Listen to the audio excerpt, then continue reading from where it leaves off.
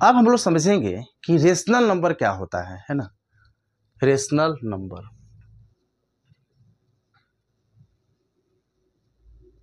तो इसका डिफिनेशन क्या होगा? The number is in the form of p upon q where p and q are integers.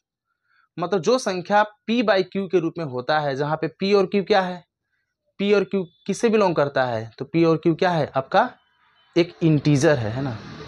और q should not be zero है ना। q क्या नहीं होना चाहिए, p के प्लेस पे जीरो होगा लेकिन q के प्लेस पे जीरो नहीं होना चाहिए।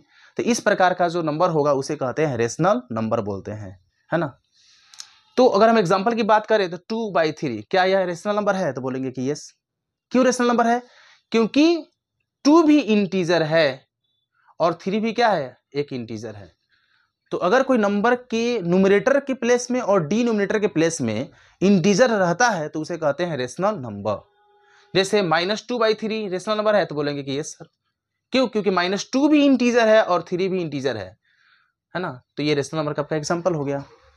प्रश्न बन सकता है क्या सर √9 इंटीजर है, तो बोलेंगे यस। सॉरी, √9 रेशनल नंबर है, तो बोलेंगे यस। क्यों? क्योंकि 9 का √9 का स्क्वायर रूट क्या होगा, है ना। 9 का स्क्वायर रूट क्या होगा, तो आप बोलेंगे सर 3/1 लिख सकते हैं ना। क्योंकि 3/1 क्यों लिखेंगे, क्योंकि 9 का स्क्वायर रूट 3 होता है, 3 लिखेंगे 1 तो मान सकते हैं ना। किसी भी नंबर के डिनोमिनेटर 1 मानेंगे तो value should not be changed, मतलब उसका वैल्यू जो होता है ना, बदलता नहीं है। तो 9 को लिख सकते हैं, √9 का स्क्वायर रूट क्या होगा, 3 होगा, 3/1 लिखेंगे। तो 3 भी इंटीजर है और 1 भी क्या है, इंटीजर है। इसका मतलब √9 को आप रेशनल नंबर कह सकते हैं, है ना। अब बात करते हैं सर कि पॉजिटिव रेशनल नंबर क्या होता है ना। पॉजिटिव रेशनल नंबर है ना। पॉजिटिव रेशनल नंबर की बात करें तो इसमें क्या होगा, तो इसमें या तो न्यूमरेटर और डिनोमिनेटर दोनों पॉजिटिव हो। तो मैंने अगर लिख दिया 2/3 तक दोनों पॉजिटिव है कि नहीं है, तो इसे कहा जाएगा पॉजिटिव रेशनल नंबर। और क्या कहा जा सकता है, जैसे -2/-5 मैं लिखता हूं तो ये भी कहलाएगा पॉजिटिव रेशनल नंबर। क्यों? क्योंकि माइनस से माइनस क्या होगा, कैंसिल आउट हो जाएगा, तो क्या होगा 2/5 पे ना होगा। तो या तो दोनों पॉजिटिव इंटीजर हो, या तो न्यूमरेटर और डिनोमिनेटर दोनों पॉजिटिव हो, या दोनों क्या हो, निगेटिव हो। जैसे -5/-7 मैं लिखूंगा तो ये भी नेगेटिव इंटीजर है और ये भी नेगेटिव इंटीजर है, तो इसे कहा जाएगा पॉजिटिव रेशनल नंबर कहा जाएगा। क्यों कहा जाएगा? क्योंकि माइनस से माइनस जब कैंसिल आउट हो जाएगा तो 5/7 आएगा ना। अब सर बात करते हैं सर निगेटिव रेशनल नंबर क्या होता है ना। निगेटिव रेशनल नंबर की अगर बात करें, निगेटिव रेशनल नंबर की अगर हम बात करें तो क्या होगा, या तो न्यूमरेटर या तो डिनोमिनेटर, मतलब दोनों में से कोई एक क्या हो, निगेटिव हो, तो उसे कहा जाता है निगेटिव रेशनल नंबर। जैसे -2/3 है ना। तो -2/3 में क्या है, मैंने क्या बोला है कि दोनों में से कोई एक, या तो न्यूमरेटर या तो डिनोमिनेटर, दोनों में से कोई एक निगेटिव हो। तो मतलब मैंने यहाँ न्यूमरेटर को निगेटिव किया है, तो ये कहलाएगा निगेटिव रेशनल नंबर। और क्या लिख सकते हैं, जैसे 7/, लिख सकते हैं -2, ये भी क्या कहलाएगा, ये भी कहलाएगा आपका निगेटिव रेशनल नंबर। अब एक प्रश्न आता है कि सर रेशनल नंबर का इक्विवेलेंट रेशनल नंबर क्या होता है। तो अगर आप कोई रेशनल नंबर अगर आपके पास 2/3 दे दिया है ना, अगर आप न्यूमरेटर में और डिनोमिनेटर में दोनों में सेम नंबर से मल्टीप्लाई करते हैं, है ना, तो जो रिजल्ट आएगा, जैसे 2 जा क्या होगा 4 अपन क्या होगा 6, तो इसे कहा जाएगा इक्विवेलेंट रेशनल नंबर, है ना। अगर मैं बात करता हूँ 7/-7/3 है, इसका लिखना है इक्विवेलेंट रेशनल नंबर, तो क्या होगा -7/3। इसमें भी अगर मल्टीप्लाई करते हैं मान लेते हैं 3 से, और इसमें भी 3 से मल्टीप्लाई करते हैं तो क्या होगा -21 अपन क्या होगा 9, है ना। तो इस प्रकार जो है हम क्या कर सकते हैं, आसानी से इक्विवेलेंट रेशनल नंबर क्या कर सकते हैं, प्राप्त कर सकते हैं। अब एक और प्रश्न बनता है sir rational number simplest form में कब कहलाता है। जैसे मेरे पास अगर 4 अगर यहाँ पे दिया हुआ है 4 क्या लिखा हुआ है 8 लिखा हुआ है, क्या ये रेशनल नंबर है, तो बोलेंगे यस। लेकिन ये सिंपलेस्ट फॉर्म में, दैट मींस स्टैंडर्ड फॉर्म में नहीं है। क्यों नहीं है? क्योंकि दोनों के बीच में कॉमन डिवाइजर क्या है, 4 है ना। क्योंकि 4 के टेबल से अगर डिवाइड करते हैं ना, 4 1 जा क्या होगा 4 होगा, और यहाँ पे क्या होगा 4 2 जा 8 होगा, दैट मींस क्या होगा 1/2। अब ये रेशनल नंबर कहलाएगा सिंपलेस्ट फॉर्म में। तो एक मतलब वैसा रेशनल नंबर जिसके बीच में 1 के अलावा कोई भी कॉमन डिवाइजर नहीं होता है, तो उसे कहा जाता है रेशनल नंबर जो होता है वो कहलाता है सिंपलेस्ट फॉर्म में। दैट मीन्स कि 1/2 इसके बीच में कॉमन डिवाइजर क्या है 1 है, दैट मीन्स ये कहलाएगा स्टैंडर्ड फॉर्म। अब हम लोग समझेंगे कि रेशनल नंबर को आप डेसिमल रिप्रेजेंटेशन में किस प्रकार समझेंगे, है ना। Rational number. तो रेशनल नंबर में आप लिख सकते हैं, एक होता है टर्मिनेटिंग डेसिमल, है ना, टर्मिनेटिंग डेसिमल, और एक होता है नॉन टर्मिनेटिंग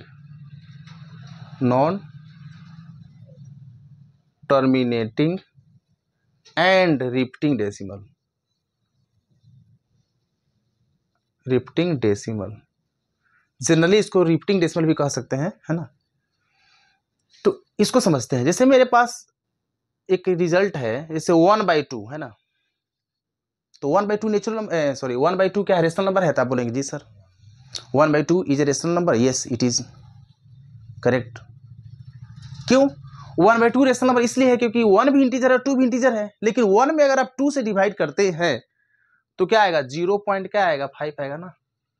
तो this number is terminate after 1 place of decimal. मतलब 0.5 का मतलब हुआ कि ये नंबर जो डेसिमल जो नंबर आया है, इसका अंत जो हुआ है डेसिमल के बाद एक प्लेस आने के बाद क्या अंत हो गया है। तो इसका मतलब क्या हुआ, this number is terminate after the 1 place of decimal. तो इसी को कहा जाता है टर्मिनेटिंग डेसिमल। तो जितने भी टर्मिनेटिंग डेसिमल होते हैं वे सभी रेशनल नंबर होते हैं, क्योंकि उस नंबर को हम p/q के रूप में आसानी से लिख सकते हैं। जैसे मेरे पास दूसरा एग्जांपल की बात करें, जैसे मेरे पास लिखा हुआ है 1, 2 अपन मेरे पास लिखा हुआ है 5। तो 2 में अगर आप 5 से डिवाइड करेंगे तो क्या आएगा, आप बोलेंगे सर 0 पॉइंट क्या होगा, 4 होगा, है ना। 0 पॉइंट क्या होगा, 4 होगा। और ये 0.4 जो है ये भी कहलाएगा टर्मिनेटिंग डेसिमल। अगर आपसे कोई पूछ देगा सर 0.125 क्या यह रेशनल नंबर है, तो बोलेंगे यस। क्यों रेशनल नंबर है, क्योंकि आप इसको p/q के रूप में आसानी से लिख सकते हैं, और इस डेसिमल को कहा जाएगा टर्मिनेटिंग डेसिमल, है ना। This number is terminate after the 3 place of decimal, है ना। तो आप इसको p/q ग्रुप में कैसे लिखेंगे, तो आप लिखेंगे जैसे 125 लिख सकते हैं, 125 ओपन क्या लिख सकते हैं, 1000 आ गया ना p/q ग्रुप में। तो जितने भी टर्मिनेटिंग डेसिमल होते हैं, जैसे डेसिमल के बाद जिस नंबर का अंत हो चुका है, जिस नंबर का अंत अगर डेसिमल के बाद अंत हो चुका है तो समझ लीजिए वो टर्मिनेटिंग डेसिमल है, और जितने भी टर्मिनेटिंग डेसिमल होते हैं वे सभी रेशनल नंबर होते हैं। अगर मैं एग्जांपल की बात करें, जैसे मैं लिख देता हूँ 0.1725, क्या यह रेशनल नंबर है, तो यस, क्योंकि डेसिमल के बाद 4 अंक है और इसका अंत हो चुका है। मैं लिखता हूँ 1.25, क्या ये रेशनल नंबर है, तो ये भी रेशनल नंबर है, क्योंकि ये सब एग्जांपल है किसका, टर्मिनेटिंग डेसिमल का। अब हम लोग बात करते हैं कि सर कि non terminating and repeating decimal क्या होता है। जैसे 1/3, क्या 1/3 रेशनल नंबर है, तो आप बोलेंगे yes sir 1/3 is rational number, क्योंकि 1 और 3 दोनों इंटीजर है। लेकिन अगर 1 में अगर आप 3 से डिवाइड करते हैं तो क्या रिजल्ट आएगा, 0.333 एज सो ऑन, है ना। तो इसी को कहा जाता है नॉन टर्मिनेटिंग। न तो इसका अंत तो नहीं है, लेकिन अंकों का रिपीटेशन हो रहा है। तो वैसे डेसिमल जिसमें अंत तो नहीं हो लेकिन अंकों का जब रिपीटेशन होता है तो उसे भी कहा जाता है रेशनल नंबर। तो जितने भी non terminating and repeating decimal होते हैं वे सभी रेशनल नंबर होते हैं, और उस नंबर को हम p/q के रूप में आसानी से लिख सकते हैं। आप बोलेंगे सर 0.3 एज सो ऑन को आप किस प्रकार p/q के रूप में कैसे लिखेंगे, 1/3 आ जाएगा, है ना। तो इसको भी हम लोग समझते हैं। तो इसको आप लिख सकते हैं जनरली 0.3 पे दे देंगे बार। बार का यूज क्यों करते हैं, क्योंकि जो अंक का मतलब रिपीटेशन होता है ना, जो बार बार जो अंक यूज होता है ना, उसी के लिए हम लोग यहाँ पे बार का यूज करते हैं। अब इसको जनरली मतलब रेकरिंग डेसिमल भी कहते हैं ना, इसको रेकरिंग डेसिमल के नाम से भी हम लोग जानते हैं, ये भी आपको ध्यान देना है। क्योंकि अब देखिए 3 का रिपीटेशन हो रहा था, दैट मींस आपने 3 पे अंडरलाइन लगा दिया ना, बार दे दिया। इसको अगर p/q ग्रुप में अगर आप लिखेंगे तो लिखेंगे 0 पॉइंट की जगह दे देंगे प्लस, और एक यहाँ पे लिख लेंगे 3, और एक अंक पे बार लगा हुआ है उसके बदले में होगा 9। तो अब इसको कैंसिल आउट करेंगे 3 के टेबल से, 3 1 3, 3 3 9, 0 में 1/3 को ऐड करेंगे तो क्या होगा, 1/3 होगा। आ गया ना p/q के रूप में।